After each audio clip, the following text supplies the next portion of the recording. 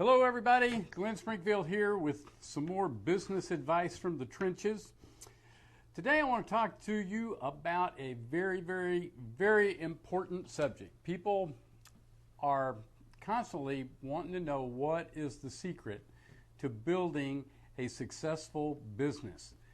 And the reason they want to know that is because they're obviously trying to build a business and they're running into some brick walls or they're having some kind of challenge. A lot of times the problem comes down to they're missing some of the fundamentals of success. And one of those fundamentals is just goal setting. Now, everybody knows, everybody will agree that goal setting is important. And yet, when you ask people what are your goals, often their eyes will go up and to the right and they start questioning, they don't really have a solid instant answer. Well, the truth is you are not going to achieve a goal that is not clear in your mind. Now, I want to share a story with you that is a true story that happened to me that was really life-changing. I mean, one of the big things that happened to me that changed the way that I think about things. And what happened is when I was in my early 20s and really searching for how to become more and more successful, wanting to make a lot of money like all kids do, I ran across an ad in a magazine that was called, it was advertising a book called The Lazy Man's Way to Riches. It was by a guy named Joe Carbo, and it was great advertising copy, and I sent my $10 in and I got the book back. And the advice in the book was that you write down everything that you want, and then you read it as a declaration that you already have it. So you want a new house, then you write down, I already have a brand new house, and you describe it.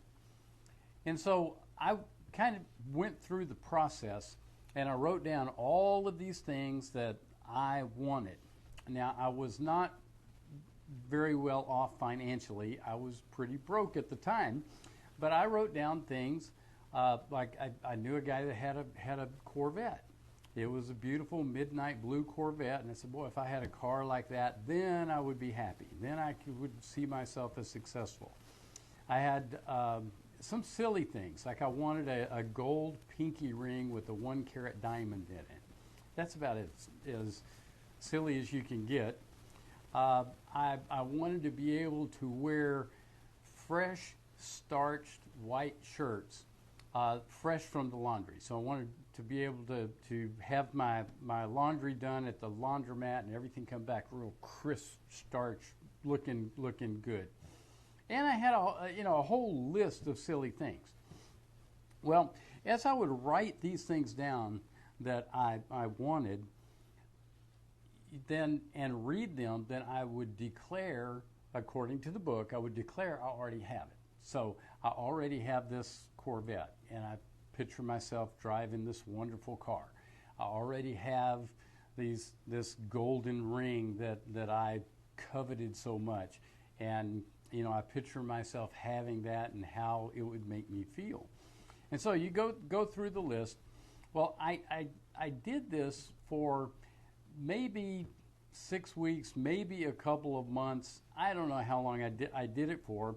But after doing my daily declarations every morning and every evening and imagining it just like it said to do in the book, after 6 or 8 weeks, I checked my driveway and I did not have a Corvette, and I looked at my hand, I didn't have a gold ring, and I wasn't able to afford the laundry, the laundromat expense. I didn't have anything on the list.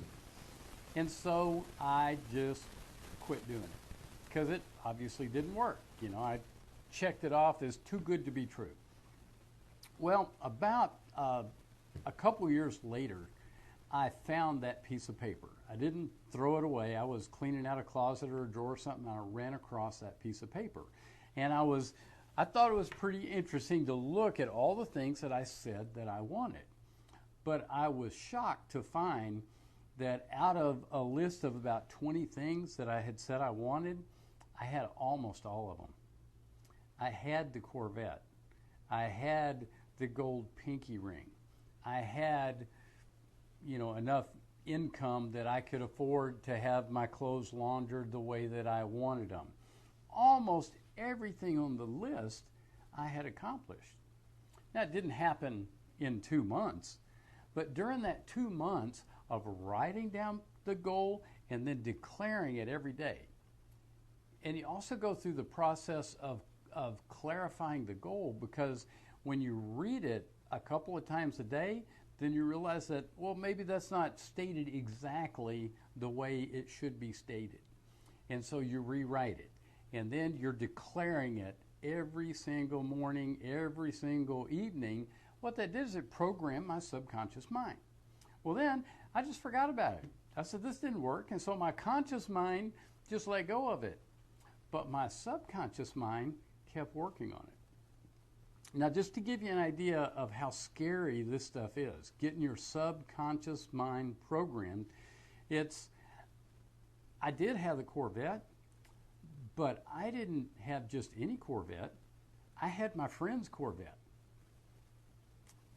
I didn't have just any gold pinky ring with a 1-carat diamond. I had my friend's pinky ring with the 1-carat diamond. I had loaned him some money. He couldn't pay me back. I got the ring. I had loaned another guy some money. Couldn't pay me back, so I made a deal and bought his car. So my subconscious mind was figuring out how to make all this stuff happen, and I wasn't focusing on it anymore once I had it programmed into my subconscious mind. So I want to encourage everybody to do this exercise. Write down what you want and then read it every day. And when you read it in the morning, you'll notice that one of these goals is not stated just as precisely or as accurately as it could be. It's not as clear as you want it to be.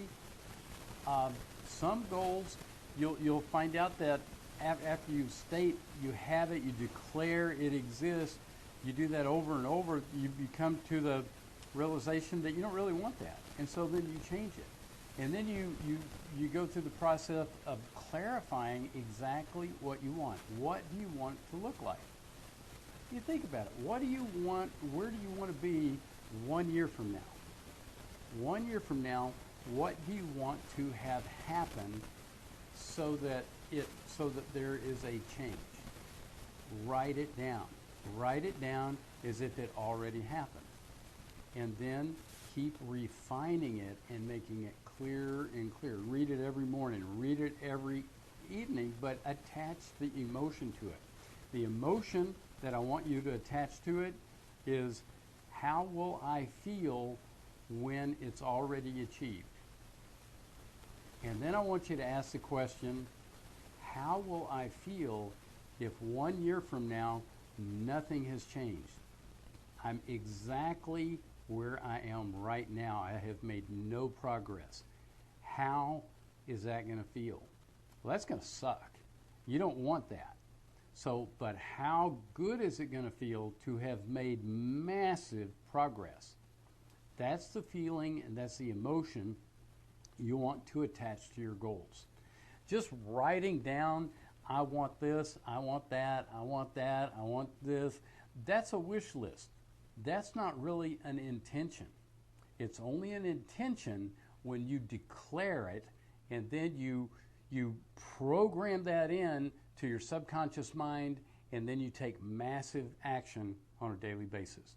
So I hope this helps, and we'll see you next time. Bye, guys.